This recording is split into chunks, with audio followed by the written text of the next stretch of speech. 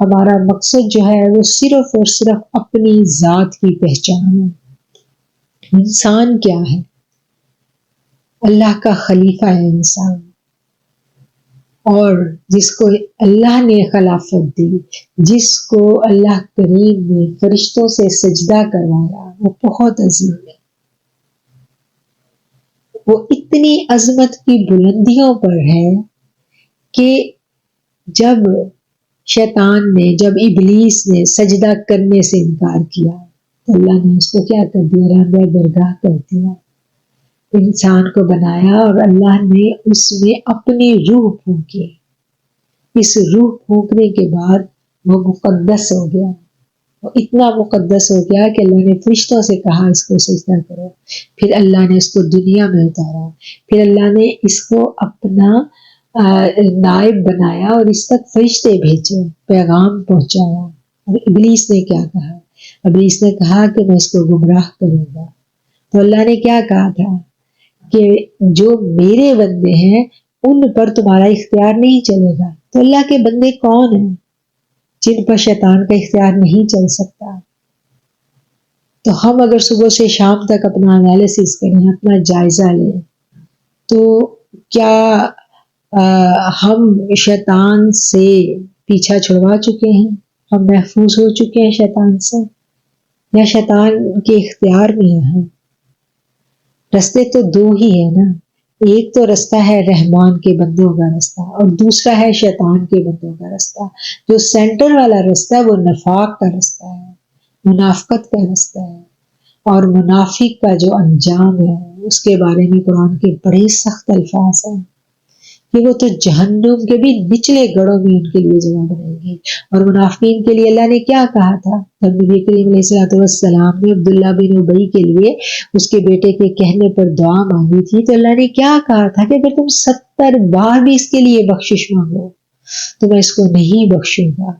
منافقت اتنا سخت اللہ کی ناراضگی والا کام ہے، اور آج جو جتنا بڑا فنکار ہے اتنا بڑا منافق ہے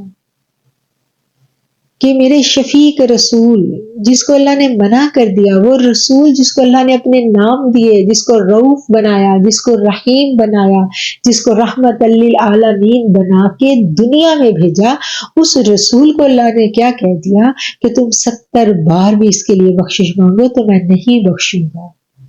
تو سب سے بڑی جو بیماری ہے آج، جس نے ہمیں لہو لہان کر دیا، جس نے ہمیں زخمی کر دیا، وہ منافقت ہے، وہ نفاق ہے۔ اس نفاق کا رنگ جو ہے وہ کس طرح دھیرے دھیرے ہم پہ چڑھ چکا ہے، اور ہمیں پتہ بھی نہیں ہے کہ ہم کیسے اس میں گرفتار ہو چکے ہیں۔ ہم نے پہچاننا ہے اپنے آپ کو، اپنی روح کو پہچاننا ہے، اس روح کو جو اللہ کے اذن سے ہے، جس کے بارے میں اللہ کہتا ہے کہ روح میرا امر ہے، اس کو ہم نے پہچاننا ہے۔ روح کی خوراک کیا ہے؟ روح کی خوراک تو ذکر الہی ہے، روح تو نور ہے، روح تو وصل چاہتی ہے، اپنے رب کا وصل۔ اسے تو ہر حال میں اپنا رب چاہیے، اگر اس کو اپنا رب نہیں ملتا وہ تو بے قرار ہو جاتی ہے، وہ تو تڑپتی ہے۔ تو آج ہم اتنے پرسکون کیسے ہیں؟ ہمارے اندر تڑپ کیوں نہیں ہے؟ ہم اپنے رب کی یاد میں اتنے بیگانے کیسے ہو گئے کہ ہماری نمازوں سے آنسو ہی چلے گئے، ہماری راتیں روئے بنا گزرنے لگی؟ کیا وجہ ہے اس کی؟ اس وجہ کو ہم نے تلاش کرنا ہے۔ اس کورس میں ہم نے جاننا اپنی پہچان کا کورس ہے۔ تصوف اپنی ہی پہچان کا نام ہے، تصوف کوئی الگ چیز نہیں ہے، روحانیت کوئی قوت حاصل کرنے کا نام نہیں ہے۔ اس چیز کو سمجھ لیں، اس کورس کا مقصد صرف اور صرف اپنے رب کی رضا کو پانا ہے، اپنی روح کو پہچاننا ہے۔ ہماری روح کیا چاہتی ہے؟ ہمارا تعلق کس سے ہے؟ ہم کس کے امتی ہیں؟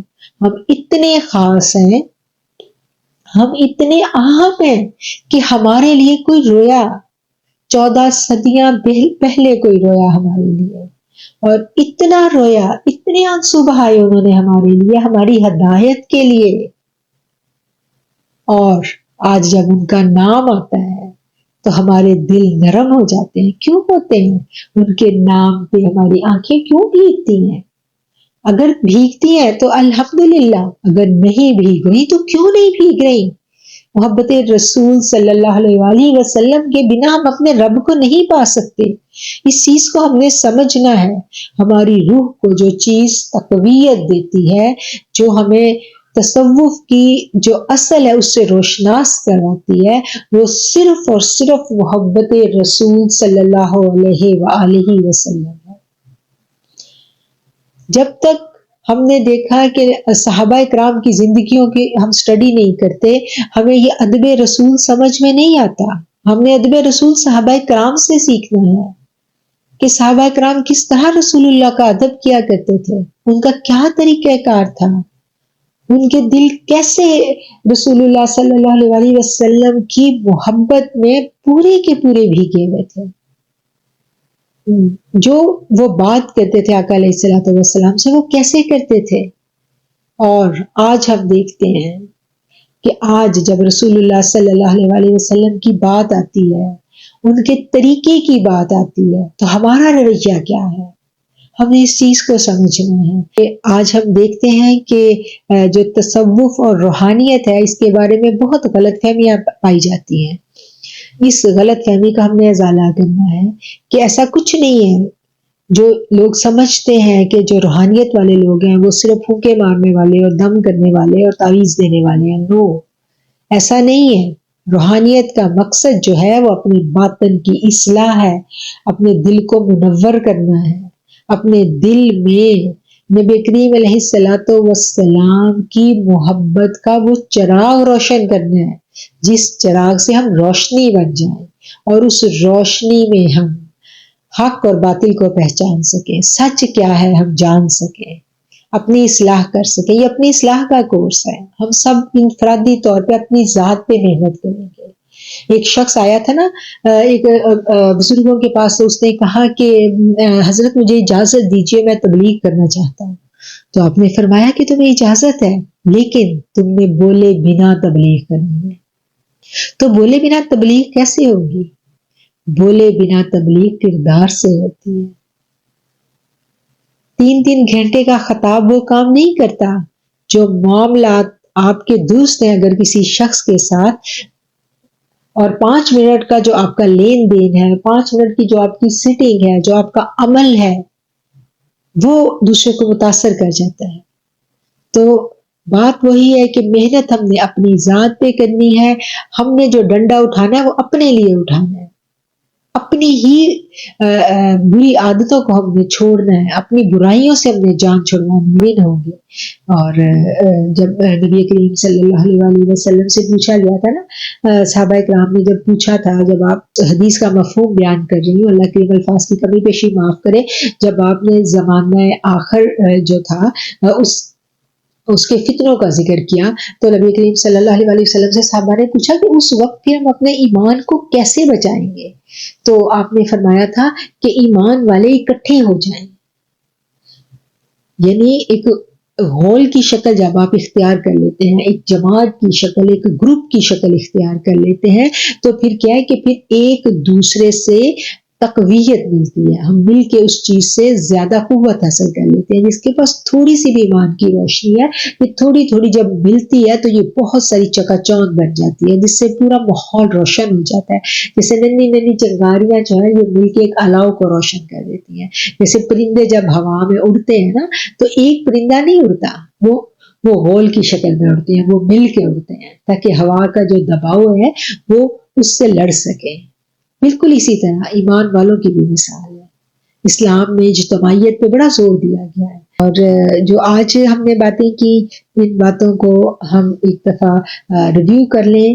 آج ہم نے جو بات کی وہ یہ کی کہ اس گروپ کا مقصد کیا ہے. اس گروپ کا مقصد صرف اور صرف اپنی ذات کی اصلاح ہے، اپنی ذات کی برائیاں، اپنی ذات کے عیب جو ہیں، اپنی جو روحانی بیماریاں ہیں، ان کو پہچاننا اور ان کو دور کرنے کے کیا طریقے ہیں، ان کے اوپر جو ہے اس کورس میں ہم فوکس کریں گے۔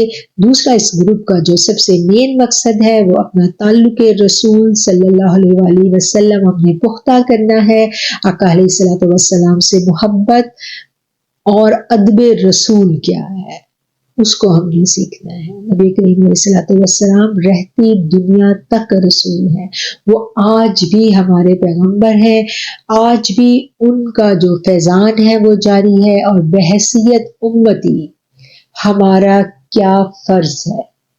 آقا علیہ الصلوۃ والسلام کا کلمہ پڑھنے کے بعد ہم حضور کی امتی ہونے کی حیثیت سے اب ہماری ذمہ داریاں کیا ہیں، ان ذمہ داریوں کو ہم نے سیکھنا ہے اور سیکھنا ہے، اور پھر اس کو آگے سکھانے کی صحیح کرنی ہے، ارادہ کرنا ہے۔ پہلے ہم خود سیکھیں گے اور پھر ہم اس کو آگے سکھانے کی کوشش کریں گے۔ بہت خیال رکھیے، میری بہت ساری دعائیں آپ سب کے لیے، اللہ کریم آپ سب کو مجھ سمیت استقامت دے، آپ سب میری دعاؤں میں ہیں، اور میری ریکویسٹ ہے کہ آپ بھی مجھے اپنی دعاؤں